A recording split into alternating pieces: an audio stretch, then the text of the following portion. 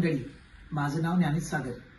आज मी तुम्हाला जी माझ्या घरी गौराई आलेली आहे तिचं जे सादरीकरण केलेलं आहे, जो देखावा आम्ही सादर केलेला आहे त्याबद्दल माहिती देणार आहे। तर आपण बघूयात। सर्वप्रथम तुम्ही ही सुंदर गौरींची मूर्ती बघू शकता। या आमच्या नवसाच्या गौरी आहेत, मध्ये बाप्पा आहेत। 2014 पासून आम्ही विविध प्रकारच्या कलाकृती सादर करतो। तर यावर्षी आम्ही पांडुरंग आणि रुक्मिणी माता यांची एक सुंदर कलाकृती इथं साकारलेली आहे। भक्तगणात सगळे वारकरी आहेत आणि वारकरी भक्त जे आहेत ते कीर्तन करताना मंत्रमुग्ध झालेले आहेत।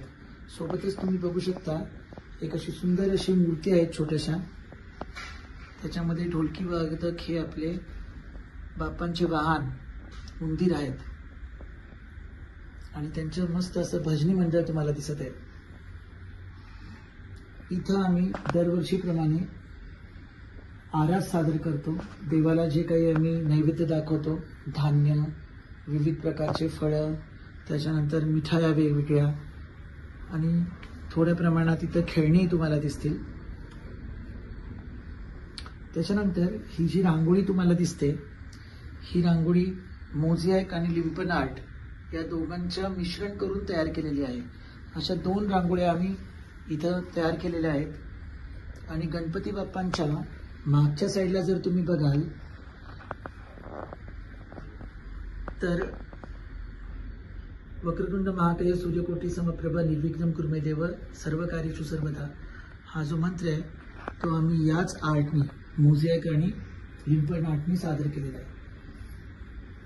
त्याच्यानंतर हे वरती जे तुम्हाला झरोके दिसत आहेत, जुन्या काळांमध्ये हे झरोके दाखवण्याची एक पद्धत होती, ती कलाकृती सादर करण्याचा आम्ही प्रयत्न केलेला आहे।